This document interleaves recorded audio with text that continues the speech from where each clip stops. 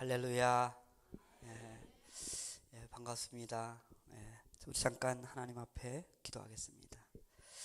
살아계 없인 아버지 하나님, 주님께서 이 부족하기 그지없는 종을 우리 한국에 주님께서 귀하게 여기시고 눈동자처럼 사랑해 주시고 또 주님의 구령 사역에 귀하게 쓰임받는 예수 생명교회로 인도하여 주심을 감사드립니다.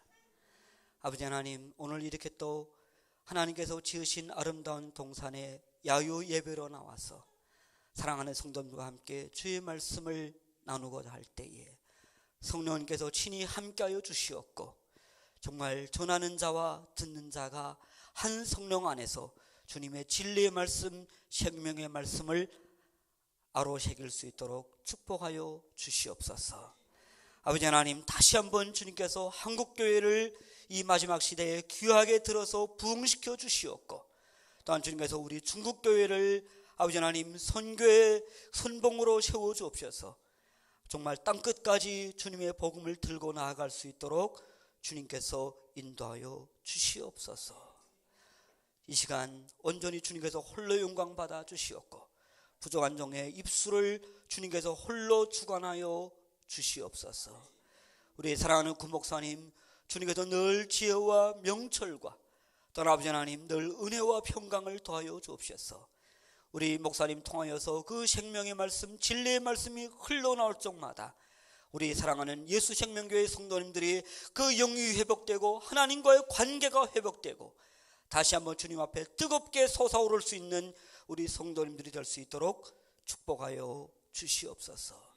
감사드리며 예수의 이름 받들어 기도를 드렸습니다. 아멘. 감사합니다. 이렇게 아름다운 그 수학의 계절에 또 이렇게 아름다운 이 아주 정말 경치가 끝내주잖아요. 이런 그 동산에 와서 또 우리 예수생명교회 우리 아름다운 성도님과 함께 이렇게 예배를 드리게 돼서 저는 개인적으로 얼마나 감개무량한지 모릅니다. 사실 저는 우리 구목사님을 참 많이 사랑하고 존경합니다. 나이는 저보다 한두 살 어리지만 참 아주 말씀에 그 탁월한 이런 통찰력과 또 전달력을 갖고 있어서 참 우리 예수 생명교회 성도님들은 정말 복 받으셨습니다. 이 말씀 정말 이 혼탁하고 점점 그 죄악의 물결이 심해지는 이 시대에 그 진주 보석 같은 그 하나님의 생명의 말씀을 여러분들이 알아듣고 또 그 말씀으로 여러분들의 심령이 변화된다는 게 그게 얼마나 큰 축복인지 모릅니다. 저는 그렇게 생각해요. 아마 이 땅에서 가장 큰 축복은 좋은 배우자를 만나는 게 아닌가. 근데 그것 빼고 어쩌면 또 그보다 더 중요한 축복이 아주 귀한 좋은 목회자를 만나는 거라고 생각합니다. 아니면 우리가 한평생 예수 믿고 교회 나와도 그 진리의 말씀을 깨닫지 못해서 정말 우리가 잘못된 길로 나아가는 그런 어리석음, 그런 우를 범할 때가 많지 않습니까? 그런 의미에서 우리 예수 생명교회는 하나님께서 이 마지막 시대에 한국교회에서 귀하게 들어 쓰실 줄 믿습니다. 또 그런 차원에서 우리 동맹교회도 참 복된 교회입니다. 어떻게 우연은 아니죠.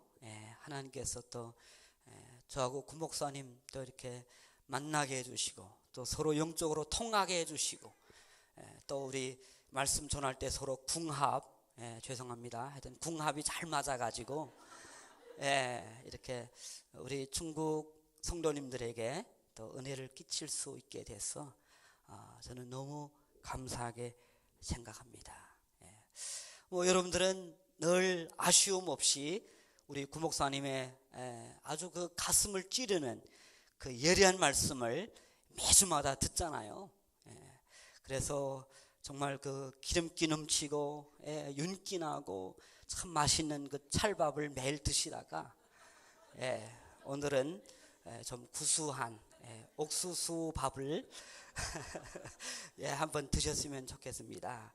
좀 스타일은 좀 다르지만 그러나 똑같은 하나님의 말씀으로 은혜 받으시기 바랍니다. 이 시간에 이런 친구가 됩시다 라는 제목으로 좀 은혜를 나누고 싶습니다.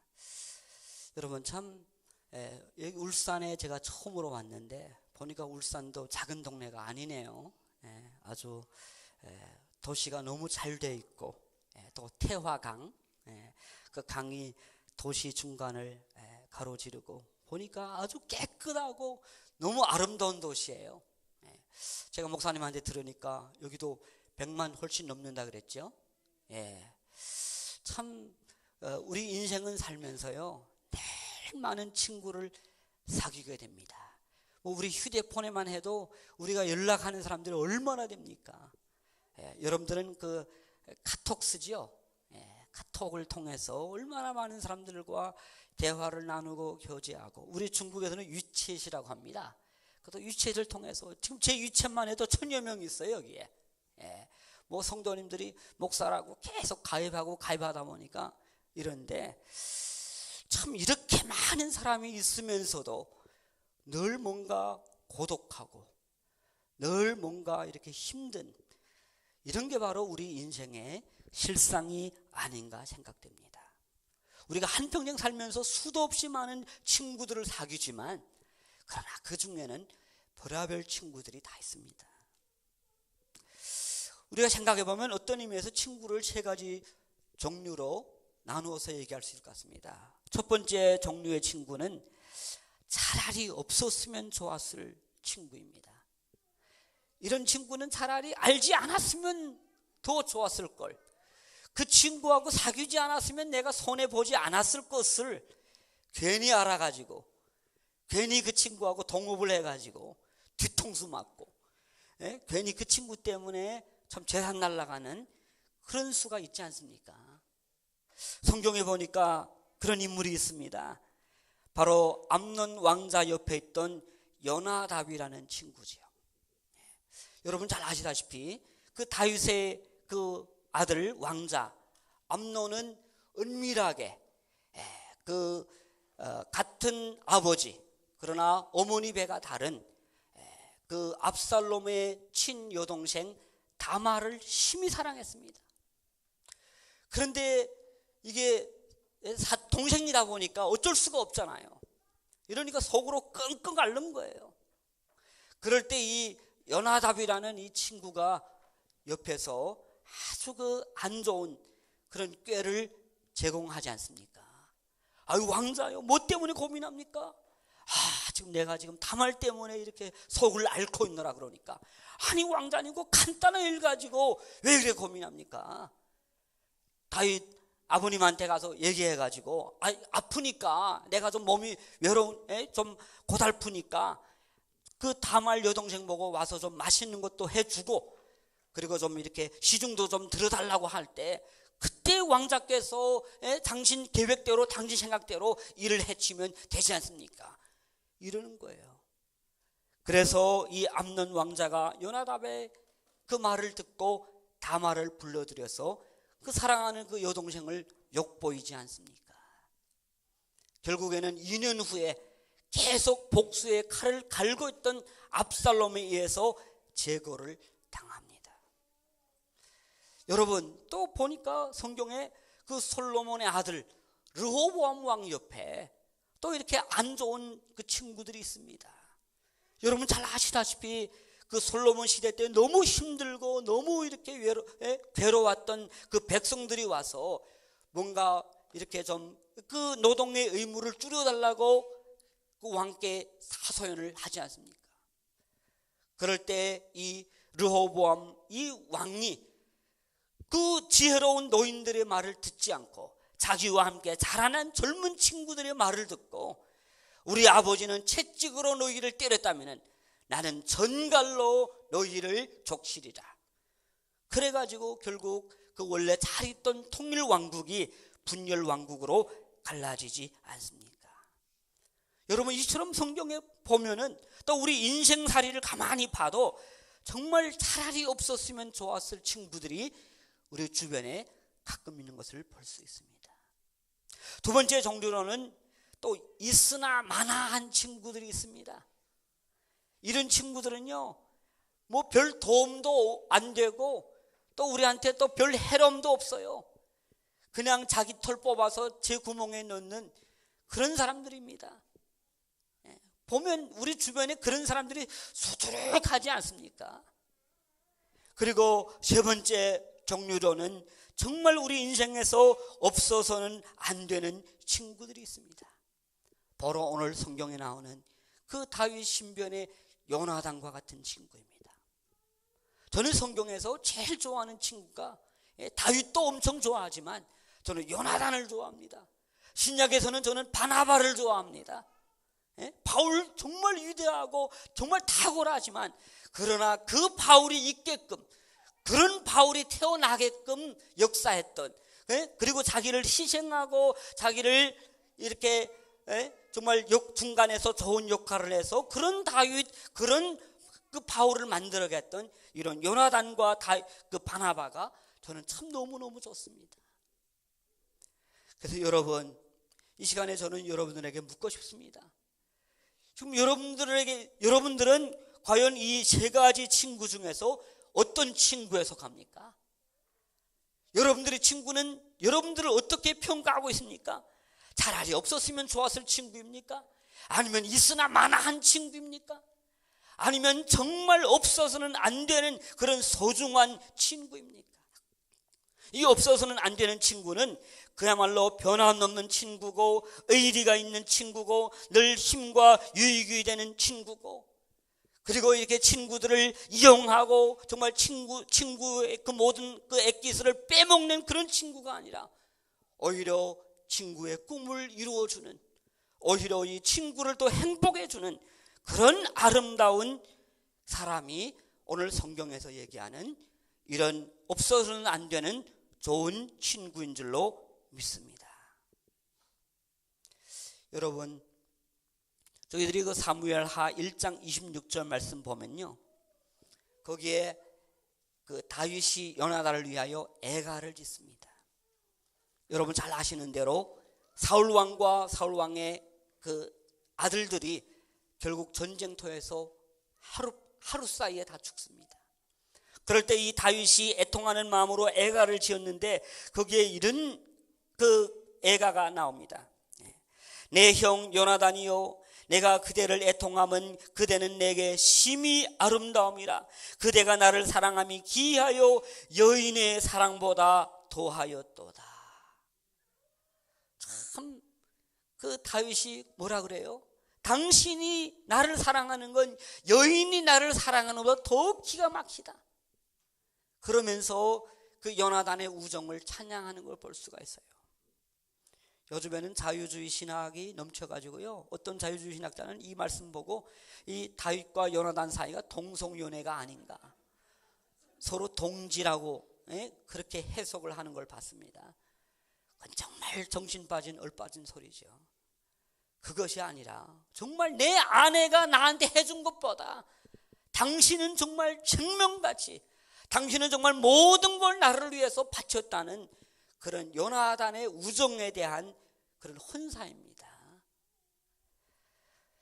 참 여러분, 우리는 지금 예수 믿는 사람들이잖아요.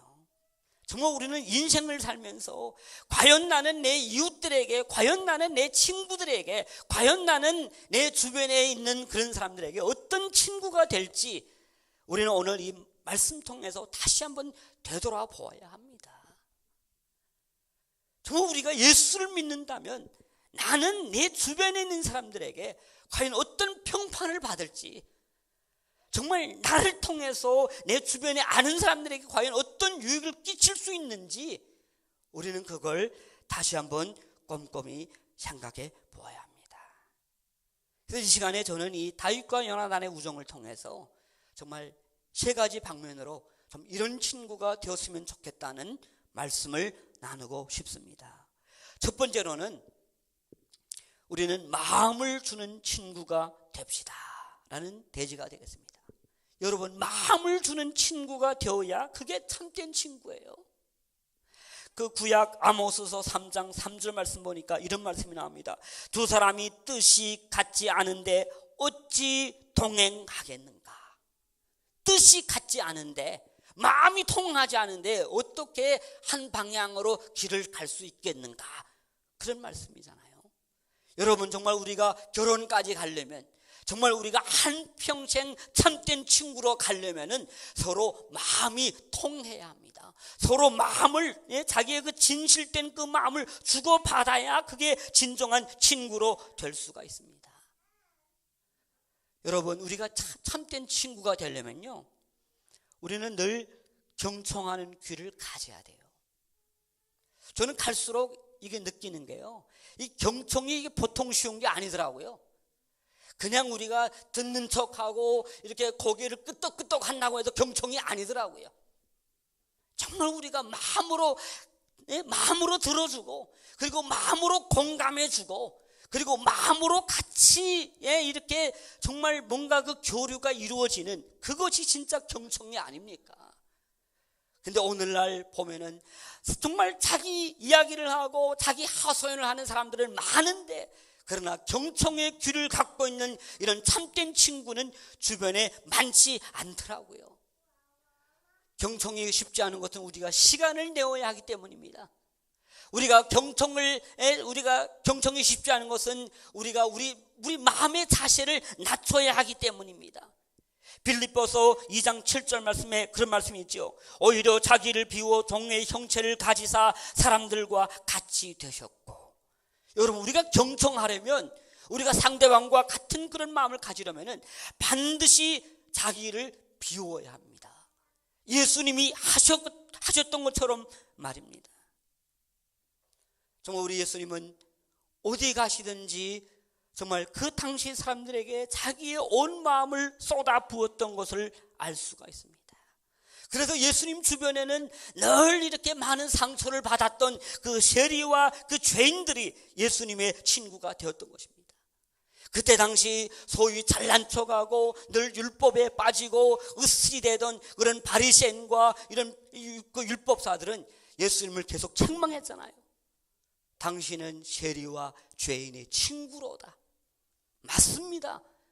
예수님은 오히려 그 세리와 그 당시 창기들과, 그리고 그 당시 정말 이 사회로부터 지탄을 받고 완전히 왕따를 당하던 그런 그 저층에 있는 사람들과 서로 마음이 통했던 것입니다. 여러분, 참 저는 그런 의미에서 우리 예수생명교회 참 얼마나 감사한지 모릅니다.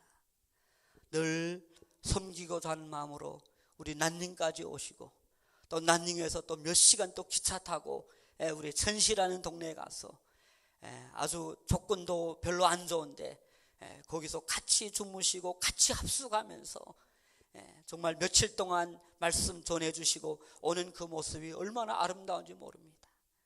그리고 가끔 우리 동맹교회나 또는 그 천시 방주교회에서 그래도 감사하는 마음으로 얼마 동안 이게 얼마라도 패를 이렇게 담아서 드리면은 우리 구목사님은 절대 받지 않습니다. 우리는 섬기러 왔지, 우리는 그냥 주러 왔지, 이런 거 절대 받지 않습니다. 참 저는 거기서 참 많은 감동을 받았어요. 그리고 제가 우리 중국에 있는 이런 성도님들, 집사님들을 모시고 이쪽 한국 교회를 잠깐씩 방문할 적마다 우리 구목사님은 또 우리 전사님 또 장로님들 모시고 우리를 얼마나 극진하게 대접하는지, 정말 저는 너무 와서 이제 극진한 대접을 받아가지고 황송하기 그지없습니다. 지난번에는 우리 전시 성도님들 데리고 바닷가에 그 멋진 그 콘도에서 또 아주 환상의 밤을 보냈잖아요. 이번에는 또 이렇게 아주 경치가 좋은 또 숲속 아주 이렇게 우거진 데 또 들어와서 또 야유회 같이 또 할 수 있게 된 거 정말 얼마나 감사한지 몰라요. 그래서 원래 저는 이 예수생명교회는 워낙 구목사님 말씀이 탁월하고 워낙 그 말씀이 너무 좋아서 웬만한 사람 와서 설교하면 은혜를 못 받잖아요. 제가 그걸 알기 때문에 계속 거절했거든요. 솔직히 제가 또 서울에서 또 이렇게 여러 가지 뭐 사람 만나야 되고 또 일도 좀 있고 이래서 여기까지 올 수 있는 시간이 별로 없는데, 우리 구목사님의 그 너무 극진한 사랑, 그 친구의 그 의리 같은 그 사랑의 대접을 받고 보니까 제가 도저히 거절할 용기가 안 나더라고요. 그래서 구목사님이 유치회를 통해서 딱 보내더라고요. 언제 이렇게 야유회 가는, 예배 가는데 목사님 좀 와서 말씀 좀 전해줄 수 있습니까? 아이고, 이게 받아도 눈치가 있어야죠. 그래서 알겠습니다. 목사님 하시라는 대로 제가 따르겠습니다. 제가 그렇게 유치해서를 했습니다. 그래서 이번에 여기 왔는데 또 우리 그동안 처음 뵙는 또 우리 사랑하는 성도님들, 집사님들 얼굴 뵈니까 참 얼마나 감사한지 모릅니다. 여러분, 정말 이 시간에 우리가 알아야 될 것은 예수님과 같이, 요나단과 같이 마음을 주는 친구가 되어야 됩니다. 우리 인간은 영물이잖아요. 하나님의 형상으로 만들어가지고 영혼을 지닌 존재이기 때문에 저 사람이 마음으로 하는 건지 아니면 쇼맨십으로 하는 건지 금방 알 수가 있잖아요. 여러분들 아마 느낄 거예요. 저 사람은 진짜 마음으로 나를 사랑하고 진짜 마음으로 나를 걱정하는 건지 아니면 그냥 건성으로 하는 건지 우리는 다 알고 있어요. 느끼고 있어요. 이건 마음이 통해야 우리가 그걸 느낄 수 있습니다.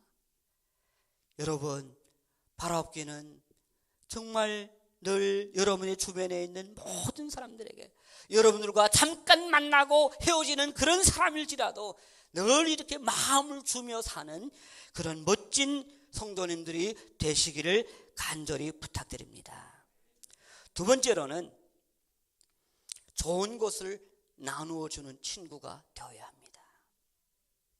여러분, 오늘 말씀 보니까 우리 사무엘상 18장 4절 말씀 보겠습니다. 우리 함께 같이 합독할까요? 요나단이 자기가 입었던 겉옷을 벗어 다윗에게 주었고 자기의 군복과 칼과 활과 띠도 그리하였더라. 아멘. 여러분, 참 이 요나단은 대단한 사람이에요. 그때 당시 요나단은 어떤 신분이죠? 왕자입니다. 그 사울 왕 내놓고는 전 이스라엘 왕국에서 싸움 제일 잘하는 요나단 왕자. 여러분, 그 앞에서 공도 엄청 세웠잖아요. 아주 이렇게 민첩하고 똑똑하고 지혜롭고 그리고 용감하고 아주 또 잘생긴 그 왕자 요나단임에도 불구하고 이 시골에서 올라온, 사실 요나단에 비하면 이 다윗은 시골뜨기입니다. 그냥 농촌에서 그냥 이렇게 양엉덩이나 두드려 다니고 그냥 이렇게 양이나 치던 그런 목동인데 그냥 골리앗을 지금 죽였는데 그 일이 끝나자마자 요나단은 자기의 온통 그 모든 마음을 다 다윗에게 주었잖아요. 그리고 마음을 주었을 뿐만 아니라 오늘 4절 말씀 보니까 자기의 귀한 것, 좋은 것, 정말 자기가 아끼던 것, 그걸 아낌없이 다윗에게 주는 것을 볼 수 있습니다. 여기에 보니까 겉옷을 주었다 그러죠. 그리고 자기의 군복과 칼과 활과 띠도 다 풀어서 다윗에게 준 것을 볼 수가 있습니다. 여러분, 그때 당시 이 겉옷을 풀었다는 것은요, 이거는 왕자의 어떤 그 신분을 상징합니다.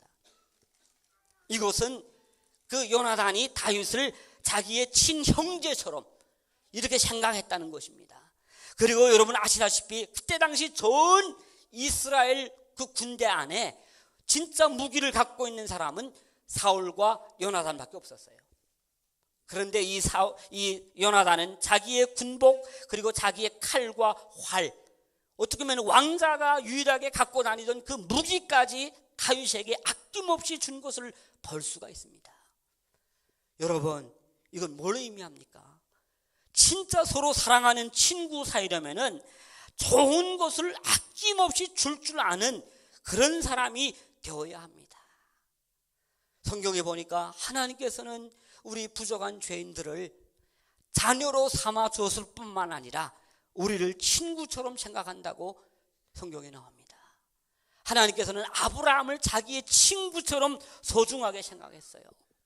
그래서 하나님은 우리 인간들에게 정말 생명도 주셨고 자연도 주셨고 가정도 주셨고 말씀도 주셨고 구원도 주셨고 천국도 주셨고 보혜사 성령님도 주셨습니다.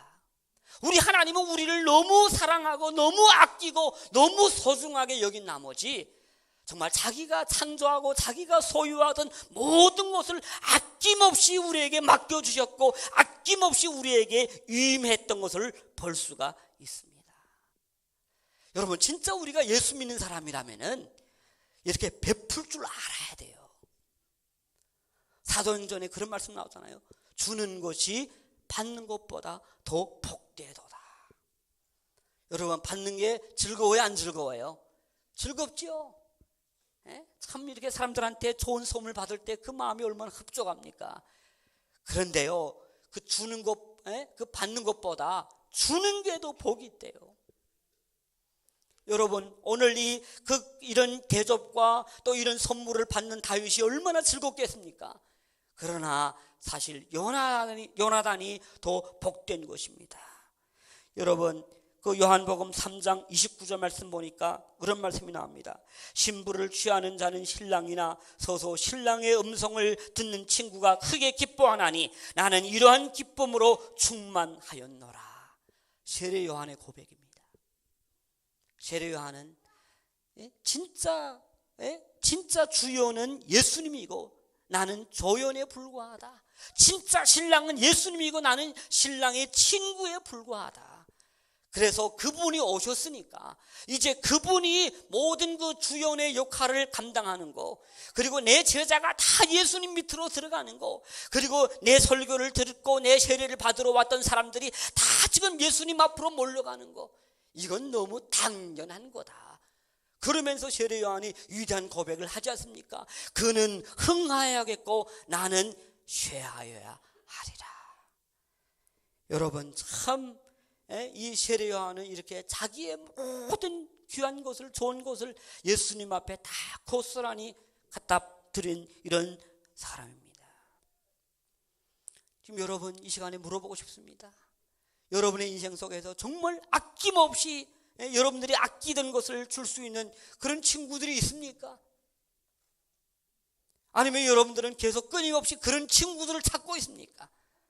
우리 인간의 그 문제는요, 자기는 그런 친구가 되고 싶지 않고 늘 자기 주변에는 좀 그런 친구가 많이 있었으면 하는 그런 그 자기 중심성, 그게 우리 인간의 문제입니다. 우리는 늘 원하잖아요. 하나님, 저에게 좋은 인맥을 주시옵소서. 저희 주변에 좋은 사람들, 귀한 사람들 생기게 하시옵소서. 그러나 성경에서 원하는 것은 여러분들이 먼저 그런 사람이 되어야 됩니다. 여러분들이 먼저 베풀어주는 사람, 여러분들이 먼저 이렇게 아끼는 사람, 여러분들이 먼저 이렇게 다른 사람을 세워주는 사람, 여러분들이 먼저 칭찬과 격려를 아끼지 않고 줄 수 있는 그런 친구가 되면은 여러분들 주위에는 자연스럽게 그런 좋은 친구들이 옵니다. 저는 가끔 이제 교회에서 목회하면은 청년들이 안타까워서 이제 결혼 상담 하러 올 때 있습니다. 아이고, 목사님, 왜 저는 이렇게 안 생겨요? 근데 제가 보면은 너무 자기밖에 모르거든요. 이러니까 제가, 야, 너는 좀 변화가 돼야 돼. 너는 자기 중심에서 벗어나서 진짜 다른 사람을 좀 배려할 줄 알고 뭔가 좀 이렇게 뭔가 좀 다른 타인 중심으로 사는 그런 사람이 돼야 너한테 생긴다. 그런 상담을 해줄 때가 있습니다. 여러분, 요즘 우리 중국의 젊은이들이 그 문제가 그거예요. 늘 어떤 환상 속에 살아서요. 자기는 늘 백마왕자, 백설공주를 만나면요, 그냥 행복할 줄 알아요. 근데 자기는 안 변하고 백설공주하고 만나보세요. 그거는 행복이 아니라 고통의 연속입니다. 여러분, 정말 우리가 이런 요나단과 같은 바나바와 같은 이런 끊임없이 베풀어주는 친구가 되면은 여러분들 주변에는 또 이런 좋은 친구들이 계속 다가올 수밖에 없습니다.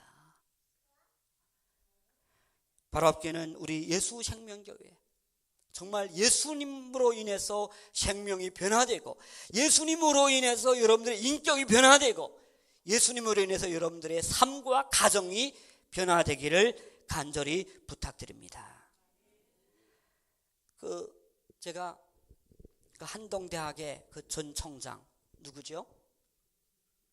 예, 김영길 총장님이 쓴 책을 한번 읽은 적이 있어요.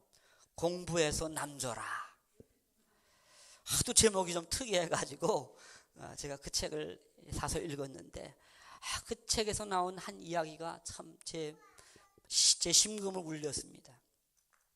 거기에 이제 한동대 졸업하고 미국에 이제 가서 대학원 공부하는 두 학생에 관한 글이더라고요.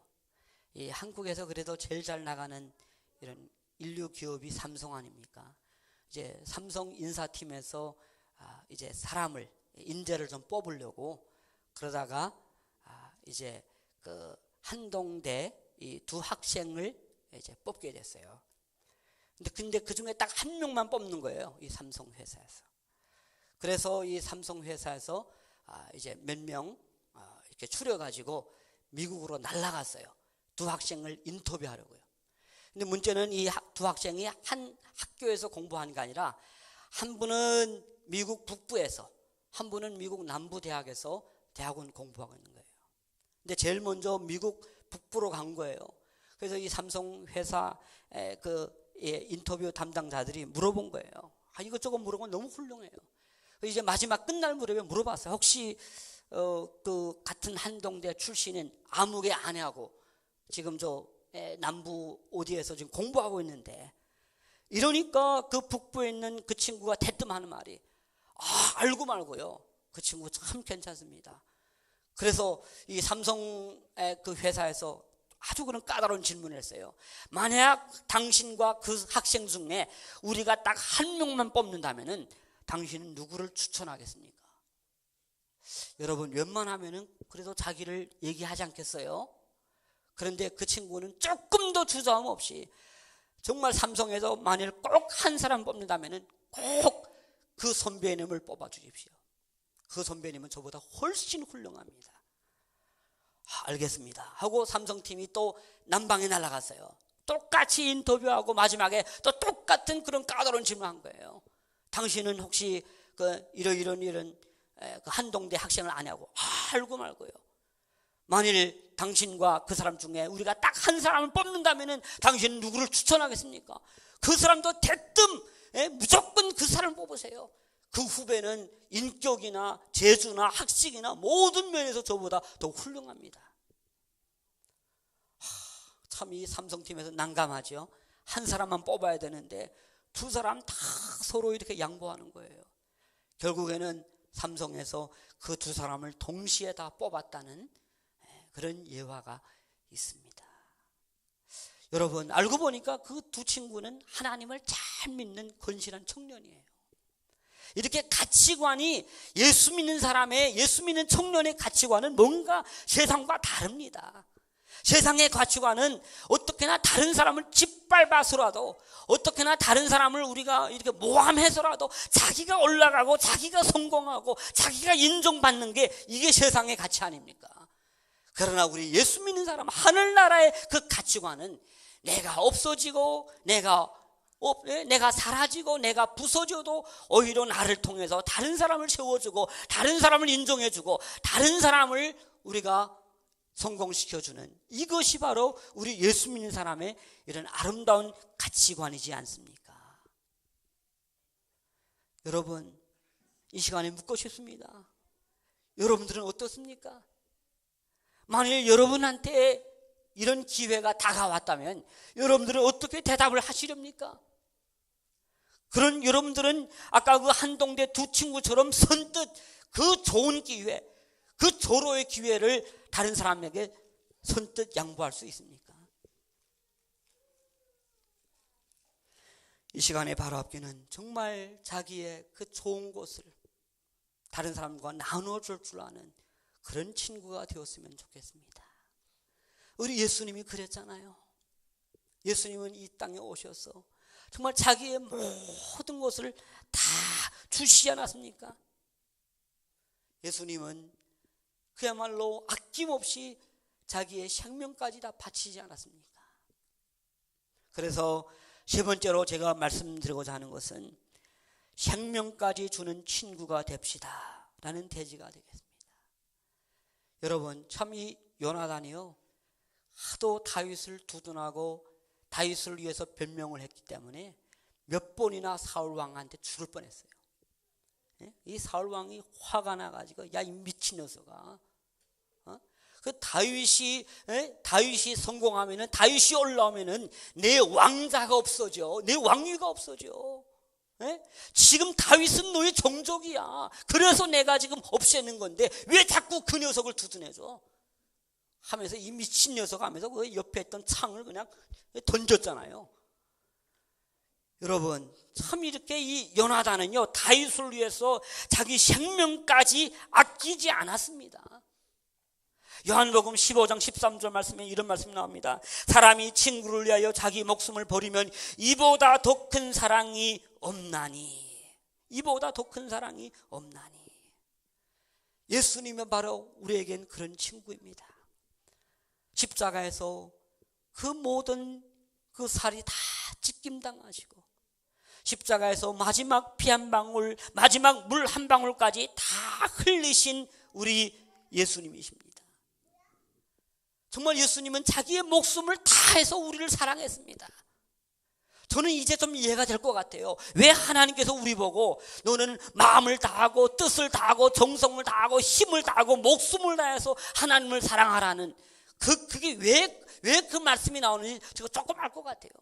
왜냐하면 우리 하나님이, 우리 예수님이 그렇게 우리를 사랑하셨기 때문에 자기의 모든 걸 다 내어놓고 우리를 위해서 헌신했고, 우리를 위해서 희생했고, 우리를 위해서 주셨기 때문에 우리 하나님도 그와 같은 똑같은 사랑으로 이렇게 반응을 하라고 우리에게 이야기하고 있습니다. 저는 우리 중국 성도님들 한국에 모시고 올 적마다 꼭 그 합정에 있는 양화진 외국인 선교사 그 무덤에 꼭 가서 구경시킵니다. 뭐 저는 여러 번 갔지만은 그러나 갈 적마다 가슴이 뭉클합니다. 특별히 참 저한테 이렇게 가슴에 와 닿았던 것은, 어떤 선교사님 그 무덤 보면은 그냥 그 주변에 무덤이 총총합니다. 할아버지 무덤, 할머니 무덤, 아버지 무덤, 엄마 무덤, 그리고 또 그 주변에 또 작은 무덤이 있는데 알고 보니까 7살 난 아들, 그리고 뭐 2살 난 딸, 그렇게 묻혀 있더라고요. 제가 그 해설을 들으면서 감동에 받았던 것은, 그때 당시 이 한국에 왔던 선교사님들이 다 거의 다 이거 의사적으로 알고 있습니다. 사실 어떤 약만 있으면은 그냥 자기네 아들, 딸이 금방 회복될 걸 알아요. 그러나 그걸 본부에 미국에다 요청하면은 오는 것만 해도 2달, 3달 걸립니다. 그때 당시. 이러니까 원래 자기네 가지고 있던 그 약은 다 한국 사람들 위해서 이미 다 써가지고 그 약이 없어가지고 결국 애들이 그냥 열 때문에 폴폴 이렇게 열이 오르다가 그냥 그 열 내리는 어떤 한 가지 약이 없어가지고 그냥 애들이 죽어나가는, 여러분 그 모습을 한번 생각하면 얼마나 안타깝습니까? 이처럼 그 미국 선교사님들 그리고 외국의 선교사님들은 한국 분들을 위해서 정말 자기의 생명까지 다 바쳤던 것입니다. 오늘날 한국 교회가 이렇게 성장하고 부흥할 수 있던 것은 그 선교사님들의 희생과 갈라놓을 수가 없습니다. 저는 이 자리에서 여러분들한테 그 존 레이턴 스튜어트라는 선교사를 좀 소개해드리고 싶습니다. 이분은 중국 선교사예요. 미국 선교사님인데 이분은 1870 몇 년도에 중국 절강성 항주에서 태어났습니다. 그때 아버지 엄마는 이미 중국에 와서 오랫동안 선교 사역을 했던 사람입니다.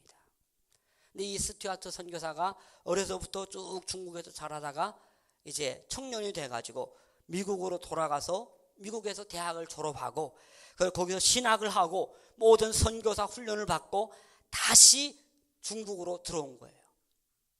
중국으로 들어와서 몇 년 동안 선교 사역을 하다가 1919년에 중국의 두 대학이 합쳐지면서 세운 게 오늘날 중국의 제일 좋은 대학, 베이징 대학입니다. 베이징 대학인데 문제는 총장이 없는 거예요. 총장감이 없는 거예요. 그래서 선교사님들이 모여서 앉아서 회의를 하다가 결국에는 이 스튜어트 선교사가 총장으로 뽑힌 거예요. 그분이 베이징 대학의 제1대 총장입니다. 그리고 아주 훌륭하게 그 베이징 대를 잘 발전시키고, 그리고 후에는 또 그분의 인격이나 그분의 학식이나 또 그분의 업적들이 인정을 받아가지고 후에는 그 주중 미국 대사로 임명을 받아가지고 중국에서 오랫동안 계셨습니다. 그러다가 1949년 중국의 공산화 정권이 들어서면서 할 수 없이 눈물을 머금고 미국으로 돌아가는 비행기에 올랐던 선교사입니다. 여러분, 이분은요 거의 50년 동안 모든 걸 중국 교회를 위해서, 중국이라는 이 나라와 민족을 위해서 바쳤던 것입니다. 결국은 이분이 1962년 미국에서 이제 돌아갔는데, 천국으로 돌아갔는데, 돌아가시기 전에 그 유언이 이거예요. 아들 딱 불러놓고 내 평생 소원은, 나의 가장 큰 소원은 내 유고를 베이징 대학에다 묻어다오. 자기가 세웠고, 그리고 자기가 거기서 온 심혈을 기울였기 때문에 베이징 대학의 정원에다가 좀 묻어다오, 이렇게 했습니다. 그래서 그 아들이 백방으로 노력했는데, 여러분 아시다시피 1960몇 년이면은 중국이 아직 문화혁명 시절이잖아요. 그때는 꿈도 못 꾸다가 등소평이 이제 올라와서 후에 중국 정부하고 계속 교섭을 한 거예요. 우리 아버지 소원이 이거니까, 우리 아버지가 정말 중국을 사랑했고 당신의 중국 사람보다 더 중국을 사랑했던 이런 선교사고, 또 베이징 대학의 어떤 첫 총장이고 이러니까 혹시 우리 아버님 유언대로 그 유고를 베이징 대학에 묻을 수 없느냐고요. 근데 중국 당국에서 계속 no 한 거예요. 그러다가 2008년에 후진타오 주석이 허락을 했는데, 근데 베이징 대학에는 묻지 못하고 이 스튜어트 선교사가 태어난 항주, 거기다가 묻을 수 있다고 허가가 돼가지고 그 가족들이 이렇게 뼈를 다 화장해가지고 골회를 항주에다가 지금 거기다가 지금 파묻어 두었습니다. 여러분, 정말 원래는 중국 사람들이 이분 몰랐어요. 중국 사람들 계속 생각에는 베이징 대학의 제1대 총장이 중국 사람이라고만 생각했습니다. 요즘에는 중국의 양심 있는 학자들이 이걸 밝히기 시작하는 거예요. 이 미국의 이 스튜어트 선교사님이 우리 베이징 대학의 제1대 총장이구나, 이러면서 요즘에 유채시나 또는 이런 그 자료에 올라오면서 이제 중국 사람들이 선교사에 대해서 조금씩 바른 인식을 갖게 되었습니다. 여러분, 선교가 무엇입니까? 저는 이렇게 생각해요. 우리는 선교하기 전에 먼저 친구가 되어야 돼요. 친구가 되면은 자연스럽게 복음이 전해집니다. 정말 우리가 친구가 되지 않고 우리가 그냥 가서 복음만 전하면은 절대 먹혀들지 않습니다. 스튜어트 선교사님이나 또는 한국의 그 산동성에 가서 30년 동안 선교 사역을 했던 방지일 선교사님이나, 이분들은 먼저 중국 사람들의 친구가 되었기 때문에 그만큼 막강한 선교의 영향력을 끼칠 수 있었던 것입니다. 그런데 문제는 우리는 이런 친구가 되어야 한다는 도리를 알면서도 우리의 힘으로는 할 수가 없어요. 우리 인간의 본성상, 우리 인간의 그 타락한 그 죄성상 우리는 이런 친구가 절대 될 수가 없습니다. 이런 친구가 되려면 우리는 어떻게 해야 됩니까? 첫 번째로 우리는 하나님의 사랑을 깊이 경험해야만 합니다. 하나님의 사랑을 받아보고 하나님의 사랑이 뭔지를 체험한 사람만이 진짜 이런 사람이 될 수 있습니다. 오늘날 왜 많은 사람들이 쉽게 다른 사람한테 다가갈 수 없습니까? 왜 많은 사람들이 상처를 받고는 정말 상처받은 고슴도치처럼 이렇게 웅크러져 있습니까? 그것은 하나님의 사랑을 경험하지 못했기 때문에, 아직까지 그 마음속에 미움과 원망과 쓴뿌리가 있기 때문에 쉽게 다른 사람에게 오픈하지 못하고 쉽게 다른 사람에게 다가가지 못하는 것입니다. 여러분, 우리는 예수 믿으면서 정말 우리 안에 받은 상처, 우리 안에 갖고 있는 그 열등감, 이런 걸 다 극복하고 치유받고 바르고 긍정적인 이런 그리스도인의 정체성을 회복해 가지고 다른 사람들에게 가까이 다 가야 됩니다. 하나님의 사랑을 먼저 우리가 듬뿍 받아야 돼요. 정말 주님의 그 용서가 뭔지, 주님의 그 은혜가 뭔지, 주님의 그 자비가 뭔지, 그것을 우리가 깨달아야만이 진짜 우리는 자기의 세계에서 나올 수 있습니다. 우리 인간은 얼마나 자기 중심이에요. 우리는 늘 다른 사람의 손에 있는 떡이 커 보이고, 우리는 늘 집체 사진 볼 적마다 먼저 다른 사람은 다 잘 나왔는데 자기만 눈 감았다고 이 사진 잘 안 됐다고. 그게 우리 인간의 본성이잖아요. 참 여러분, 우리는 정말 하나님의 사랑을 경험해야만이 진짜 하나님께서 원하시는, 예수님께서 원하시는 이런 요나단과 같은 바나바와 같은 친구가 될 수 있습니다.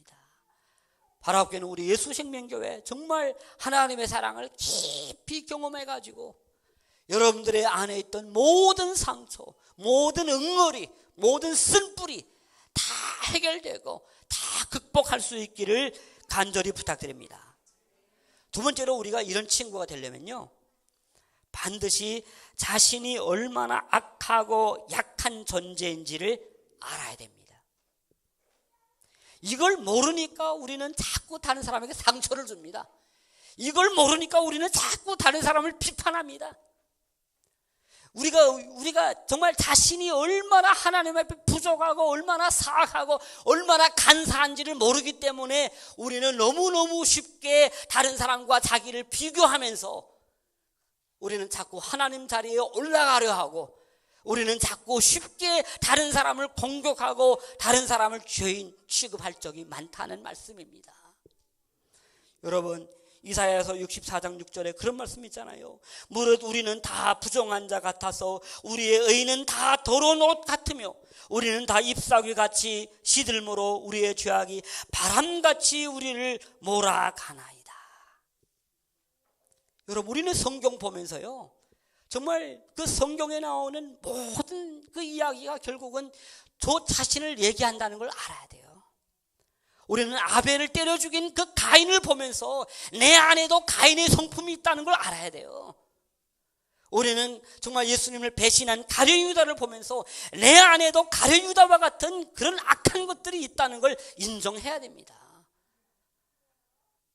내가 11조 잘한다고, 내가 교회 생활 잘한다고, 내가 성경을 10번 읽었다고, 내가 정말 이렇게 목사님을 잘 섬긴다고, 그 차원에서 교만하고 그 차원에서 우리가 다른 사람을 멸시하고 다른 사람을 비판하고 정죄한다면 여러분들은 그 바리새인과 별로 다름이 없습니다. 정말 우리 인간성이 얼마나 더럽고 얼마나 추잡한지를 깨닫는 사람만이 진짜 요나단과 같은 바나바와 같은 그런 친구의 자리에 갈 수가 있습니다. 저는 그 고등학교 다닐 때 칼힐 기브란, 레바논의 유명한 학자잖아요. 참 그분의 어떤 성자라는 글을 읽고 참 감동을 받은 적이 있어요. 그 내용이 뭔가 하면은 이제 어느 성자하고 그 제자가 이제 산에서 수련 마치고 쫙 이제 내려오는데 저쪽 맞은편 그 산에서 어느 죄인이 지금 끌려오는 거예요. 체포당해가지고. 이렇게 같이 이렇게 내려오다가 결국은 그 계곡에서 이렇게 만나게 됐어요. 이 죄인은 딱 보자마자 얼굴이 광채나는 그 성자의 그 모습을 보니까 그냥 납죽 엎드린 거예요. 성자님, 어떻게 합니까? 저는 정말 죽을 수밖에 없는 죄인입니다. 예, 정말 저는 남의 것을 얼마나 훔쳤는지 모릅니다. 이러니까 이 성자가 하는 말이, 자네 너무 속상해하지 말게. 나도 원래 도둑놈이었다네. 이러니까 이 죄인이 갑자기 완전히 납죽을 하다가 그다음에 약간 일어서는 거예요. 한 무릎만 땅에 닿고 말입니다. 성자니 어떻게 합니까? 저는 이 세상에 살면서 얼마나 많은 사기를 쳤는지 모릅니다. 저 때문에 얼마나 많은 사람이 피해를 입었는지 모릅니다. 자네 너무 괴로워하지 말게. 나도 살면서 사기를 친 적이 있다네. 이러니까 이 친구가 팔딱 일어서는 거예요. 그러면서 성자님, 어떻게 하죠? 정말 저는 사람을 죽인 적도 있습니다. 저 같은 사람도 하나님께서 용서해 줄 수 있습니까? 이러니까 이 성자가 하는 말이, 자네는 직접 사람을 죽였지만 나도 내 속으로 얼마나 많은 사람을 죽이는지 모른다네. 이러니까 이 죄인이 그 얘기 듣고 이렇게 가는데요. 이제 그때는 막 상심하고 그게 아니라 가면서 휘파람을 불어대며 뭔가 이게 해방을 얻은 것처럼 그러는 거예요. 이러니까 그 제자가 깜짝 놀라면서 자기 스승의 손을 잡으면서 얘기하는 거예요. 스승님 왜 그렇게 스승님은 그런 사람이 아니잖아요. 제가 다 알잖아요. 그런데 왜 그렇게 스스로 비하를 하십니까? 그럴 때 이 성민이 하는 말, 자네 봤지만 내가 이렇게 비하하니까 저 친구가 해방을 받지 않았는가? 물론 우리 기독교하고 조금 맞지 않는 부분이 있지만은 저는 그걸 통해서 그래도 뭔가 느낀 거, 뭔가 이게 확 다가오는 게 있습니다.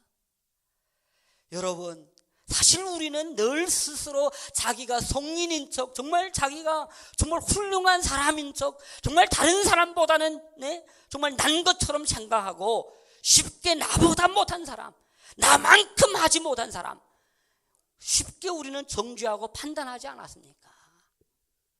그러나 우리는 이 성자의 그 이야기를 통해서 그렇게 판단하는 게 아니라 오히려 우리는 그 자리에까지 내려가지고 오히려 우리는 정말 위로해주고 권면해주고 용서해주고 그리고 그 사람에게 어떤 참된 그 구원의 기쁨과 그 용서의 그 기쁨을 회복시켜주는 것이 바로 우리 예수 믿는 사람들이 해야 되는 몫이 아니겠습니까? 여러분, 정말 이 시간에 바로 앞에는 우리 자신이 주님 앞에 얼마나 부족하고 얼마나 악하고 간사한지 그것을 아는 저와 여러분 되시기를 간절히 부탁드립니다. 마지막으로 정말 우리가 이런 친구가 되려면은 예수님의 자비와 긍휼의 마음을 가진 사람이 돼야 돼요. 그 예수님의 자비를 모르고서는, 예수님의 그 용서를 모르고서는 우리는 결단코 이런 친구가 될 수가 없어요. 사실 하나님 앞에는 우리가 죽을 수밖에 없는 존재잖아요. 지옥에 내려갈 수밖에 없는 그런 악한 존재임에도 불구하고 하나님께서는 그 아드님의 희생을 통해서, 그 십자가의 대속을 통해서 무조건 용서해 주셨잖아요. 그 은혜 때문에, 그 자비 때문에 우리가 지금 당당하게 나와서 하나님을 아버지라 고백하고 우리가 정말 우리의 모든 그 인생의 문제를 그분 앞에 아뢰을 수 있게 되지 않았습니까? 그래서 골로새서 3장 12절부터 14절 말씀에 이런 말씀 나옵니다. 그러므로 너희는 하나님이 택하사 거룩하고 사랑받는 자처럼 긍휼과 자비와 겸손과 온유와 오래 참음을 옷 입고 누가 누구에게 불만이 있거든 서로 용납하며 피차 용서하되 주께서 너희를 용서하신 것을 도하라. 용서하신 것 같이 너희도 그리하고 이 모든 것 위에 사랑을 도하라. 이는 온전하게 매는 띠니라. 아멘. 여러분, 우리는 예수님의 그 사랑, 그 긍휼, 그 자비, 그 용서를 맛보고 경험해야 이 오늘 성경에서 말하는 요나단과 같은, 바나바와 같은 예수님과 같은 그런 사람이 될 수가 있습니다. 참 여러분, 우리 인간은요, 이 세상에 살면서 뭐 어떤 물건을 쓰다가 망가졌어요. 처음에는 좀 고치다가 아이고 좀 고치는 비용이 좀 많이 들거나 또는 좀 고치기가 좀 어려우면은 그냥 어떻게 해요? 버립니다. 그냥 새 걸 삽니다. 우리 친구들 사귈 때도 그러죠. 이 친구 그래도 괜찮은 친구인 줄 알고 이렇게 쭉 사귀어봤는데 괜히 저한테 저를 배신하고 뒤통수 때리고 완전히 나를 이용해 먹고 이런 친구인 줄 알았으면 여러분들은 어떻게 합니까? 절교하죠. 그래, 오늘부터 이젠 너하고 나 끝이야. 응? 앞으로 이제 우리 더 볼 일도 없고 만날 일도 없어. 그게 우리잖아요. 그러나 성경처는 가만히 보니까 우리 하나님은 안 그렇더라고요. 아무리 아담 하와가 범죄하고 정말 하나님을 배신하고 정말 하나님을 이용해 먹고 심지어 하나님의 보좌의 자리에 올라가서 하나님의 영광을 가로챘지만, 그러나 하나님은 절대 포기하지 않더라고요. 끝까지 찾아가 주시고 끝까지 기다려 주시고 끝까지 용서해 주시고 망가진 건 다시 수리하시고, 정말 타락해서 저 길로 간 것은 하나님께서 끝까지 찾아가셔서 그 긍휼과 그 자비와 그 용서로 다시 되돌려 세워서 하나님의 신부로, 하나님의 자녀로, 하나님의 그 제자로, 하나님의 친구로 다시 회복시켜 주는 게, 그게 바로 성경에서 얘기하는 사랑과 은혜의 스토리이지 않습니까? 여러분, 저는 그걸 보면서 너무너무 감사하더라고요. 그 디모데후서 2장 13절에 그런 말씀 있잖아요. 우리는 미쁨이 없을지라도 주는 항상 미쁘시니 자기를 부인하실 수 없으시리라. 여러분, 우리 한국말은 조금 어렵게 번역됐어요. 미쁨이 없을지라도. 이게 우리 중국 성경 보니까 확실하게 잘 번역했더라고요. 뭔가 하면은 우리 하나님은 한 번도 배신을 안 한대요. 한 번도 신의를 저버리지 않는데요. 그러나 우리 인간은 얼마나 신의를 잘 저버립니까? 우리 인간은 얼마나 배신을 잘합니까? 그런데도 우리 하나님은 항상 신뢰를 지키시고 성실하게 우리를 대해 주신다는 말씀입니다. 이건 제가 제일 좋아하는 성경 그 말씀이에요. 여러분, 다시 한번 귀담아 들읍시다. 우리는 미쁨이 없을지라도 주는 항상 미쁘시니 자기를 부인하실 수 없으시리라. 이 은혜 때문에, 이 사랑 때문에, 이 끈질긴, 이 정말 절대 우리를 버리지 않는 그 사랑 때문에 우리가 지금 이 자리에 와 있는 것이 아닙니까? 그 전에 제가 어느 그 미국의 어느 목사님의 그 책을 읽었는데 그 책 제목이 좀 특이하더라고요. 천국의 사냥개. 어째서 세상에 이건 무슨 얘기야 하고 읽었더니 그 얘기가 뭔가 하면은 하나님의 사랑을 천국의 사냥개라고 이렇게 비유해서 했는데 정말 기가 막힙니다. 우리 인간은 끊임없이 하나님을 떠나서 정말 자유를 누리려고 향락을 찾으려고 계속 세상으로 빠지는 거예요. 그런데도 하나님께서 보내신 그 천국의 사냥개는 끝없이 우리가 어디에 있든지 무엇을 하든지 우리를 추적하는 거예요. 우리를 다시 물어서 하나님 앞으로 갖다 놓는 거예요. 저는 그 시를 읽으면서 막 소름이 끼치더라고요. 야, 이게 진짜 하나님의 그 변함없는 속성을 찬양한 거구나. 여러분, 정말 이걸 기억하시고 우리도 이 세상에 살면서 좀 이런 친구가 좀 되었으면 좋겠어요. 반드시 기억하세요. 정말 마음을 주는 친구, 좋은 것을 다 나누어지는 친구, 심지어 자기의 생명까지 이렇게 우리가 희생해 줄 줄 아는 그런 친구.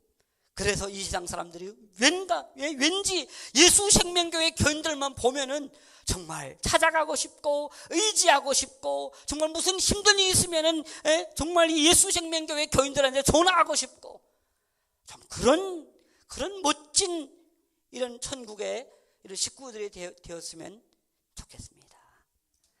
우리 함께 기도하겠습니다. 사랑과 은혜가 충만하신 아버지 하나님, 지금까지 우리는 하나님 아버지의 그 변함없는 그 사랑과 그리고 끝도 없이 우리를 용서해 주시고 우리를 회복시켜 주시고 우리를 찾아주시고 기다려 주시는 그 자비 때문에 우리가 이 은혜의 자리까지 나오게 된 것을 감사하며 고백합니다. 아버지 하나님, 이 시간에 우리도 요나단처럼 다윗처럼 또 바나바처럼 예수님처럼 성령 안에서 정말 자기의 귀한 것을 아낌없이 줄 알고 자기의 마음까지 깊이 털어놓을 수 있고 심지어 자신의 생명까지 상대방에게 줄 수 있는 이런 참된 멋진 친구가 될 수 있도록 주님 변화시켜 주시옵소서. 주님, 우리 힘으로는 절대 될 수가 없습니다. 주님께서 말씀으로 변화시켜 주시었고 주님께서 성령으로 변화시켜 주시었고 주님께서 사랑으로 성장시켜 주시옵소서. 그래서 이 마지막 시대에 예수 생명교회가 정말 예수님의 그 풍성한 생명을 누리고 또 예수님의 그 풍성한 생명의 은혜를 끊임없이 전파해 나가는 우리 여기 앉아있는 사랑하는 성도님들이 다 될 수 있도록 축복하여 주시옵소서. 감사드리며 거룩하신 예수님의 이름 받들어 기도를 드렸습니다. 아멘.